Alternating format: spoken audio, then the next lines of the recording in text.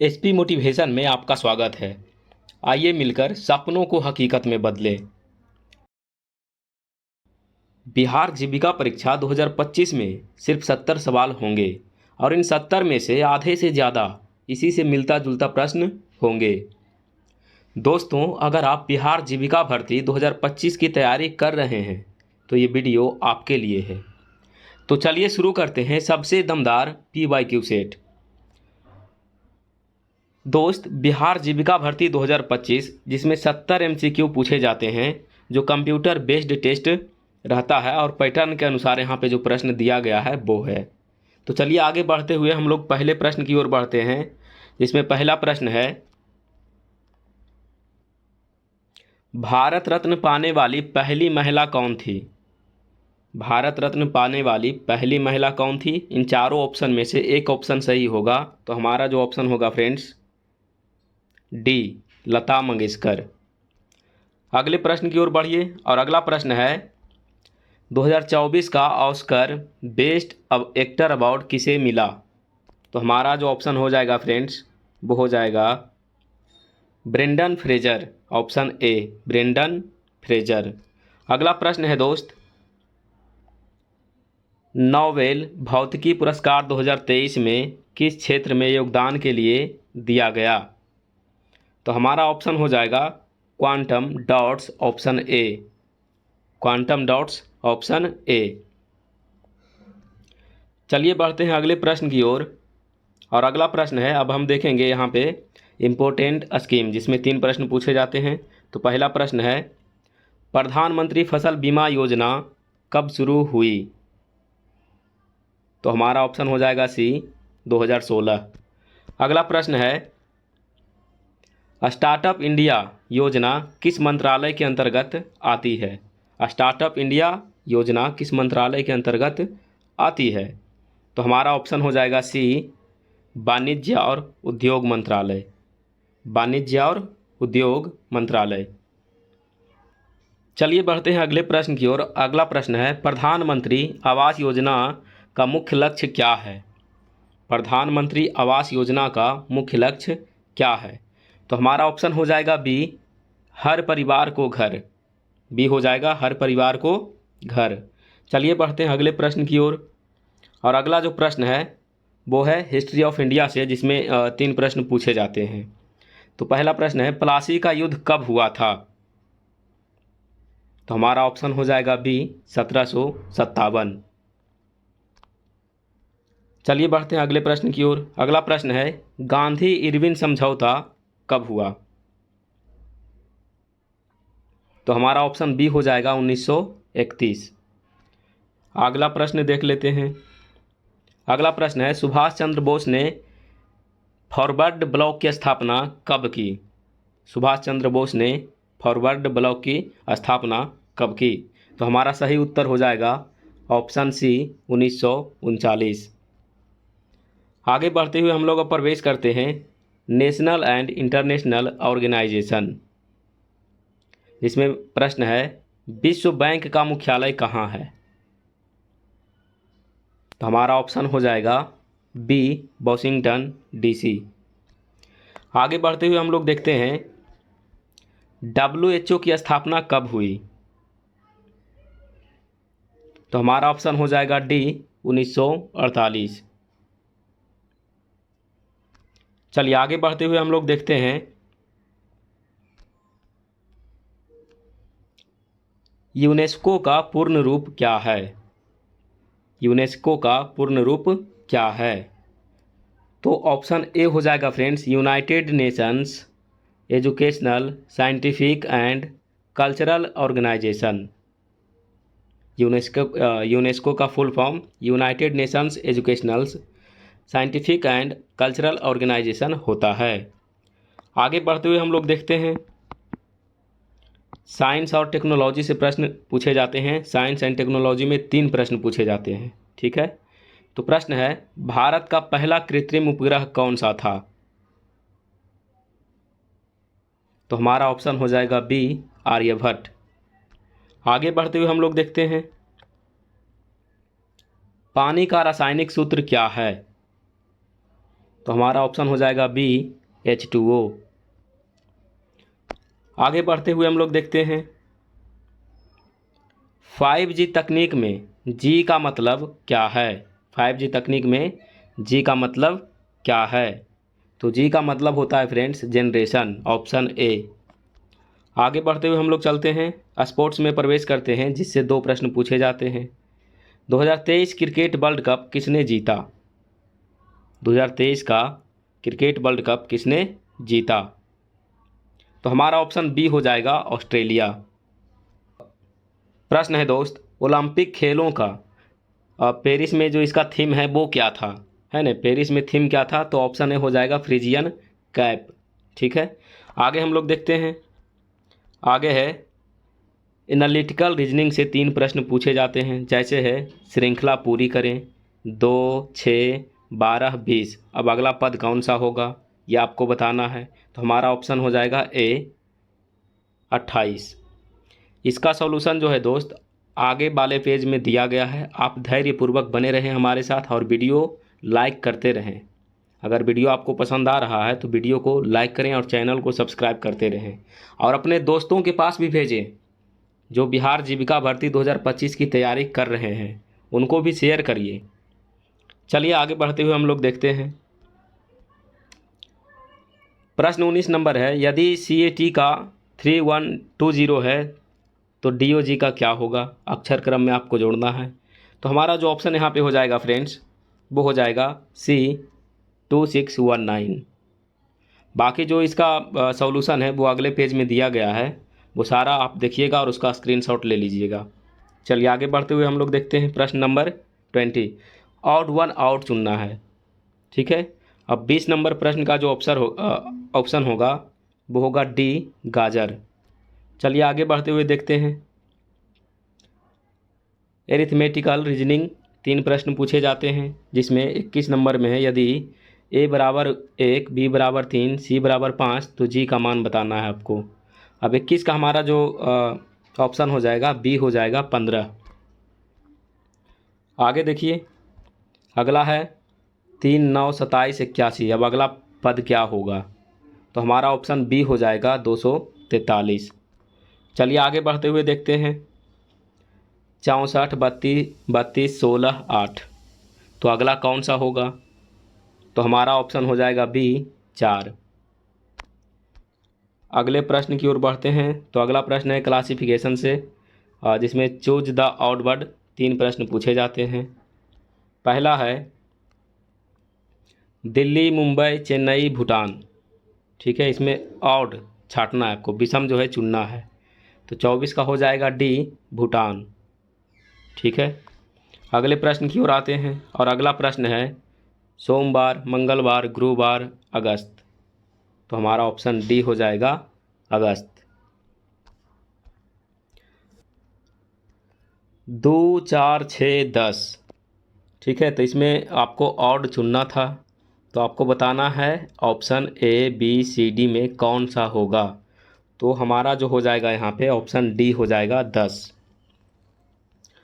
अब हम अगले प्रश्न की ओर बढ़ते हैं, जो डेटा इंटरप्रिटेशन से 3 प्रश्न पूछे जाते हैं।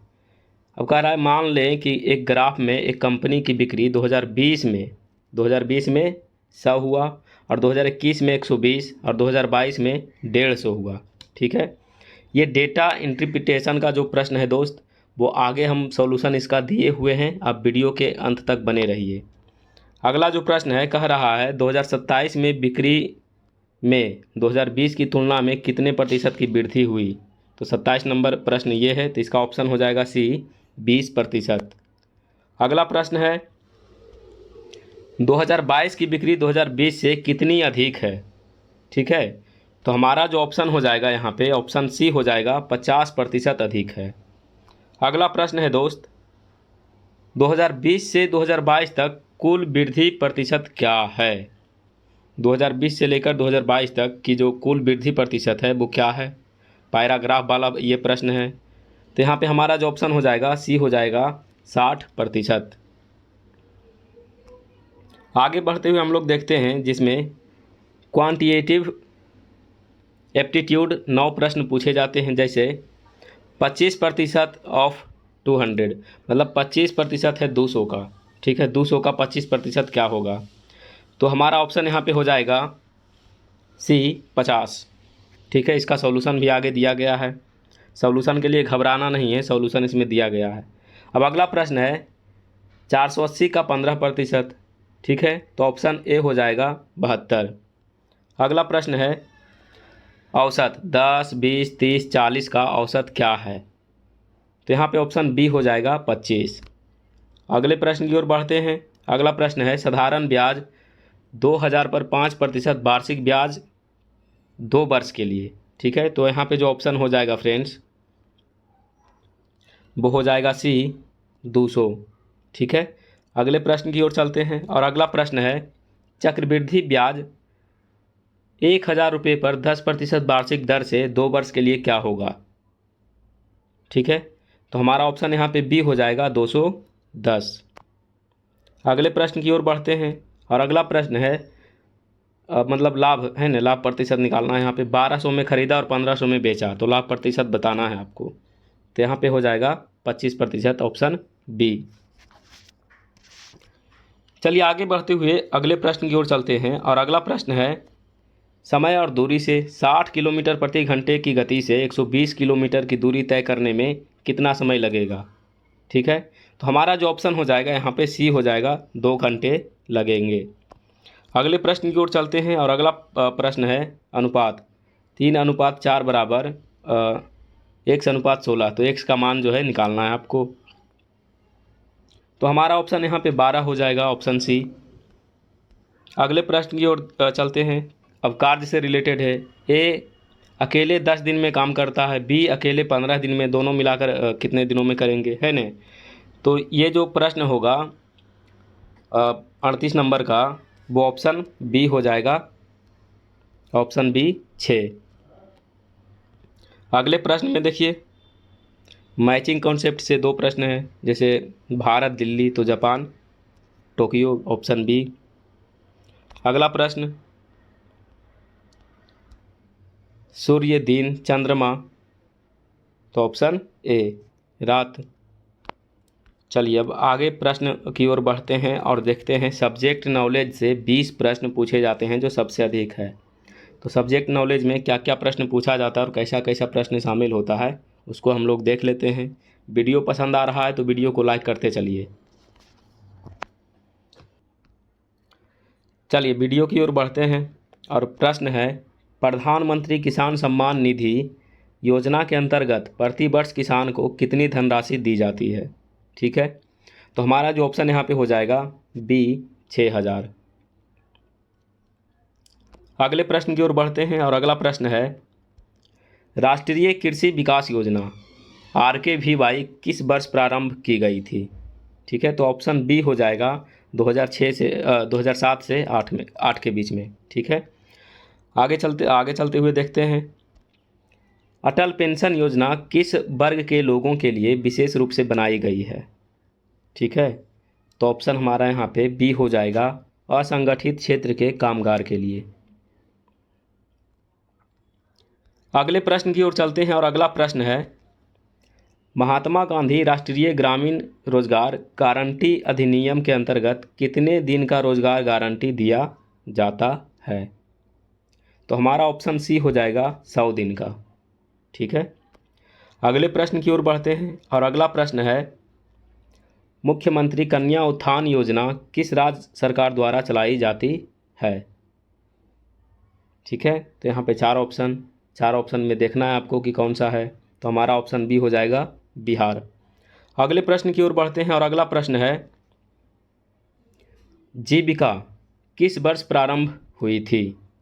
यानी बिहार रूरल लिवलीहुड्स प्रमोशन सोसाइटी किस वर्ष प्रारंभ हुई थी? तो हमारा ऑप्शन हो जाएगा बी 2006।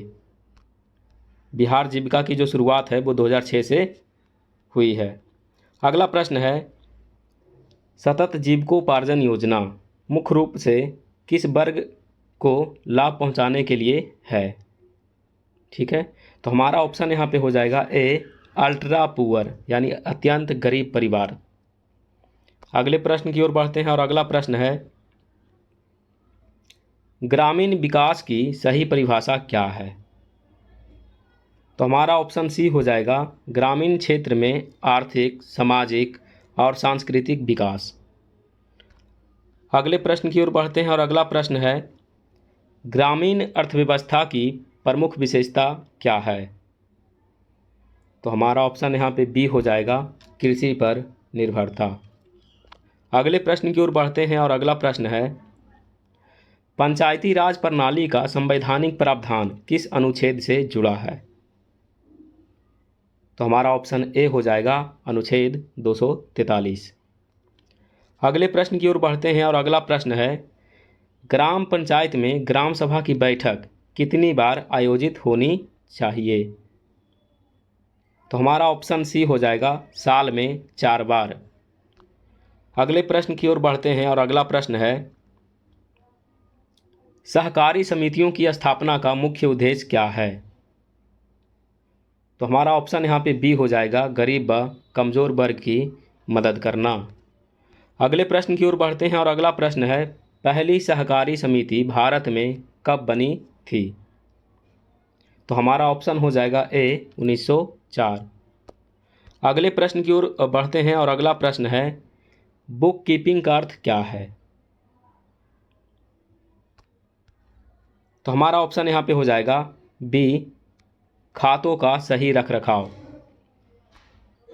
अगला प्रश्न है, एसएचजी सेल्फ हेल्प ग्रुप स्तर पर कौन सा रजिस्टर जरूरी है? तो हमारा ऑप्शन हो जाएगा यहाँ पे cash book, meeting register, ledger, ये तीनों हो जाएगा, यानी हम ऑप्शन कह सकते हैं कि ऑप्शन डी जो है वो उपरोक्त सभी। अगले प्रश्न की ओर बढ़ते हैं और अगला प्रश्न है, बचत और ऋण की मूलभूत अवधारणा क्या है? तो हमारा ऑप्शन यहाँ पे हो जाएगा दोस्त बी, पैसा बचाना और ज़रूरत पड़ने पर उधार लेना।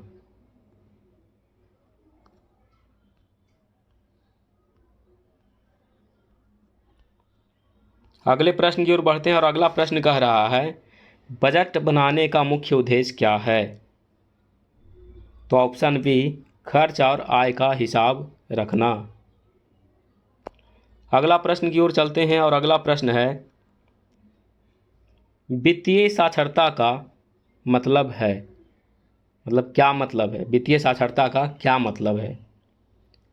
तो हमारा ऑप्शन यहाँ पे बी हो जाएगा, आर्थिक फैसले लेने की समझ। अगले प्रश्न की ओर बढ़ते हैं और अगला प्रश्न है, जीविका परियोजना का मुख्य उद्देश्य क्या है? तो हमारा ऑप्शन ए हो जाएगा, ग्रामीण गरीब महिलाओं का सशक्तिकरण। अगले प्रश्न की ओर बढ़ते हैं और अगला प्रश्न है, राष्ट्रीय ग्रामीण आजीविका मिशन का नया नाम क्या है? तो हमारा ऑप्शन यहाँ पे सी हो जाएगा, दीनदयाल अंत्योदय योजना। अब हम लोग अगले प्रश्न में प्रवेश करेंगे, जिसमें कंप्यूटर प्रोफिशिएंसी टेस्ट से 10 प्रश्न पूछे जाते हैं, यानी कंप्यूटर सब्जेक्ट से भी 10 प्रश्न पूछे जाते हैं, उसको देख लेते हैं। प्रश्न है, एमएस वर्ड में Ctrl+B का उपयोग क्या है? तो हमारा ऑप्शन ए हो जाएगा, बोल्ड करने के लिए। अगला प्रश्न है, एमएस एक्सेल में कॉलमन को हटाने का शॉर्टकट क्या है? तो हमारा ऑप्शन ए हो जाएगा, Ctrl+। अगला प्रश्न देखिए, अगला प्रश्न है, पावर पॉइंट में नई स्लाइड डालने का शॉर्टकट बताना है। तो हमारा ऑप्शन बी हो जाएगा, Ctrl+M। अगले प्रश्न में देखिए, कह रहा एमएस वर्ड में पेज ब्रेक डालने का शॉर्टकट क्या है? तो हमारा ऑप्शन ए हो जाएगा, Ctrl+Enter। अगले प्रश्न की ओर चलते हैं और अगला प्रश्न है, एक्सेल में फिल्टर लगाने का शॉर्टकट। तो हमारा ऑप्शन यहाँ पे डी हो जाएगा, Ctrl+Shift+L। अगले प्रश्न की ओर चलिए, कह रहा है एमएस वर्ड में टेक्स्ट को अलाइन सेंटर करने का शॉर्टकट। तो ऑप्शन ए हो जाएगा कंट्रोल प्लस ई। अगले प्रश्न की ओर देखते हैं, बढ़िए देखते हैं। अगला प्रश्न कह रहा है एक्सेल में फॉर्मूला बार कहाँ होता है? तो हमारा ऑप्शन हो जाएगा ए ऊपर की ओर। चलिए अगले प्रश्न की कह रहा है गूगल डॉक्स किस प्रकार का एप्लीकेशन है? तो गूगल डॉक्स ऑनलाइन एप्लीकेशन है, ऑप्शन बी। अगला प्रश्न है एमएस पेंट का मुख्य कार्य क्या है? तो ऑप्शन ए इमेज एडिटिंग। अगला प्रश्न है और लास्ट प्रश्न है एमएस वर्ड में टेक्स्ट को इटैलिक करने का शॉर्टकट क्या है? तो control plus I, option A. तो दोस्तों ये बिहार जीविका भर्ती 2025 का जो परीक्षा पढ़ने वाला है, और ये जो आप अभी देख रहे थे वो प्रीवियस ईयर क्वेश्चन सेट था। सेम इसी से मिलता जुलता प्रश्न जो है 2025 के एग्ज़ाम में पूछा जाएगा। तो उम्मीद है कि ये वीडियो आपको समझ में आया होगा। और हाँ, आगे बढ़ते हुए हम इसका कुछ सॉल्यूशन वगैरह देख लेते हैं, जिससे कि आप इसका आंसर की का आप स्क्रीनशॉट भी ले सकते हैं। आगे देखिए, प्रश्न संख्या और ऑप्शन दिया गया है, इसका आप स्क्रीनशॉट ले लें। आगे देखिए, ये टोटल हो गया। अब हम लोग जो है क्वेश्चन नंबर 18 से 20 का जो है सॉल्यूशन भी यहाँ पे दिया गया है, उसका भी आप स्क्रीनशॉट ले सकते हैं, ठीक है। उत्तर 30 हो जाएगा। और क्वेश्चन नंबर 19 का देख लीजिए। तो ये जो है इस तरह से सॉल्यूशन जो है यहाँ पे दिया गया है, ठीक है। ऑड वन आउट, आम केला संतरा तो गाजर हो जाएगा। अर्थमेटिक रीजनिंग के लिए ये है क्वेश्चन नंबर 21 का, हर अक्षर में 2 बढ़ रहा है, तो यहाँ पे ऑप्शन ए हो जाएगा 13।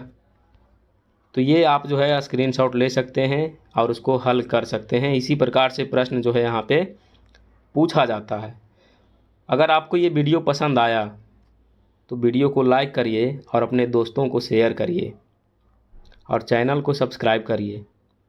मिलते हैं अगले वीडियो में। अगर और आपको इस तरह का सेट चाहिए तो आप कमेंट में बताइए कि हाँ इस तरह का सेट और भी चाहिए, तो और भी सेट आपको जो है इस तरह से बनाकर दे दिया जाएगा। ठीक है दोस्त, ये सब देख लीजिए और स्क्रीनशॉट लेकर आप हल करने की कोशिश करिए, ठीक है।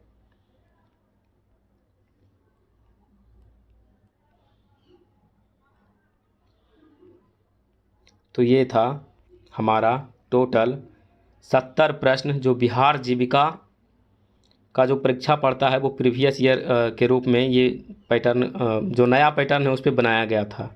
तो उम्मीद है कि वीडियो आपको पसंद आया होगा। चलिए चलते हैं, मिलते हैं आपसे अगले वीडियो में। तब तक के लिए थैंक यू।